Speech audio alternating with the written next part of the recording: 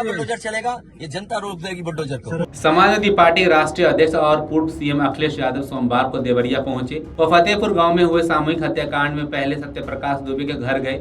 वहां उन्होंने पहले नरसंहार में मारे गए दुबे परिवार के 5 मृतकों के चित्र पर श्रद्धा सुमन अर्पित कर श्रद्धांजलि दी। इसके बाद अखिलेश यादव सिंह योगी पर जमकर हमला किया। पत्रकारों से बातचीत करते हुए उन्होंने कहा, भारतीय जनता पार्टी जाति के नाम पर राजनीति कर रही है। इस घटना का भाजपा राजनीति लाभ लेना चाहती है। इस दौरान बुलडोजर चलाने के सवाल पर अखिलेश यादव भड़क गए और कहा, कैसे बुलडोजर चला देंगे? बुलडोजर जनता नहीं चलानी देगी। सुनिए उन्होंने आखिर क्या कुछ कहा है। बहुत छोटे लोग हैं, किसी के दुख में चश्मा लगा करके तुम दुख प्रकट करना चाहते हो। इससे ज्यादा घटिया काम राजनीति में कोई नहीं कर सकता। ये वो लोग हैं जो घटना में राजनीतिक लाभ लेना चाहते हैं। मैं तो कहता हूं, अगर ये निष्पक्ष हैं और जीरो टॉलरेंस इनके मन में है अगर, तो दोनों परिवारों की मदद करें और भेदभाव नहीं होना चाहिए। आप बुलडोजर से इस घर को डराना चाहते हैं। सवाल घर का गिरने का नहीं है, सवाल आपकी नीयत का है। और आपने अपने फैसले में ये स्वीकार कर लिया है कि आपके अधिकारी गलत थे और गलत अधिकारियों अगर नहीं थे वो अधिकारी गलत, तो बताइए आपको 20 अधिकारियों को सस्पेंड करना पड़ा। जो अधिकारी यहाँ रह भी नहीं रहे हैं, कभी नौकरी किए थे, आपने बड़े अधिकारी क्यों छोड़ दिए? आपने क्या उनकी जिम्मेदारी नहीं बनती? अगर आपको ये महसूस हो रहा था कि छोटे अधिकारियों के कारण ही ये जमीन इस तरह के विवाद बढ़ा है, तो आपने बड़े अधिकारियों को क्यों छोड़ दिया? आपकी जीरो टॉलरेंस की पॉलिसी कहां चली गई? और फिर आप इस घटना से राजनीतिक लाभ लेना चाहते हो। आप सवाल ये नहीं है कि एक समुदाय किस जाति बिरादरी का है, दूसरा समुदाय किस जाति बिरादरी का है। सबसे बड़ा सवाल है, इस सरकार में इन लोगों की जान गई है और आपकी जीरो टॉलरेंस की पॉलिसी से उन परिवारों के सदस्यों की जान नहीं आने वाली।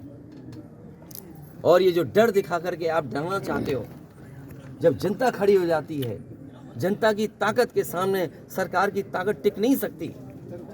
सरकार की ताकत कुछ भी नहीं है जनता की ताकत के सामने। आज इस परिवार के और सदस्यों पे आप अन्याय कर रहे हैं। FIR लिखने का तरीका क्या उंगली नहीं उठाता?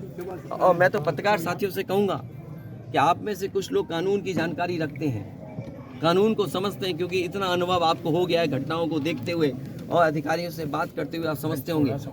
सोचिए, परिवार FIR नहीं लिखा पा रहा है, क्या उसकी पत्नी की FIR नहीं लिखनी चाहिए थी? और सो मोटो लेकर के स्वयं सरकार को या निष्पक्ष होकर के क्या पहली घटना पे FIR नहीं दर्ज होनी थी? आपने जो प्रेम यादव की जान गई उस पर FIR किससे दर्ज कराई? सुनने में आ रहा है कि आपने जानबूझ करके डरा के धमका के और खाली पन्ने पे दस्तखत करा करके आपने FIR लिखी है।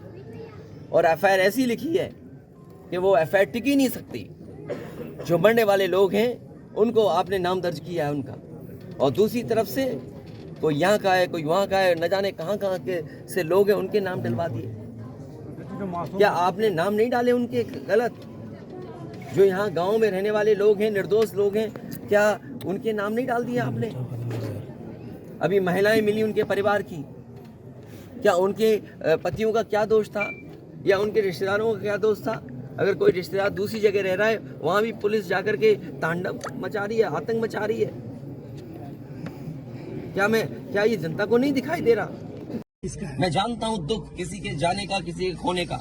आज हम जरूर इस परिवार के साथ हैं या और लोग हैं, लेकिन जब वो अकेले बैठेंगे कभी याद आएगी उनके परिवार के सदस्य की, तो उन पर क्या गुजरेगी? सोचिए आप। यहाँ बेटियां उसकी छोटी क्या बुलडोजर चलेगा? ये जनता रोक देगी बुलडोजर को। और सवाल ये नहीं है। आपको बता दें कि देवरिया जिले में रोहतपुर कोतवाली क्षेत्र के फतेहपुर गांव में 2 अक्टूबर को सुबह 6 बजे जमीनी विवाद में एक पूर्व जिला पंचायत सदस्य के धारदार हथियार से काटकर हत्या कर दी गई।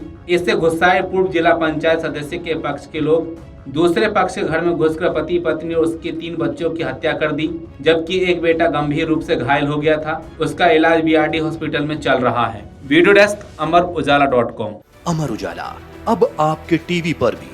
अपने स्मार्ट टीवी पर YouTube पर सर्च करें अमर उजाला, चैनल सब्सक्राइब करें और देखें ताज़ा खबरें, वो भी HD क्वालिटी में। और हाँ, बेल आइकन दबाना ना भूलें ताकि हर खबर हो आपके घर। अमर उजाला। निष्पक्ष, निर्भीक, निरंतर।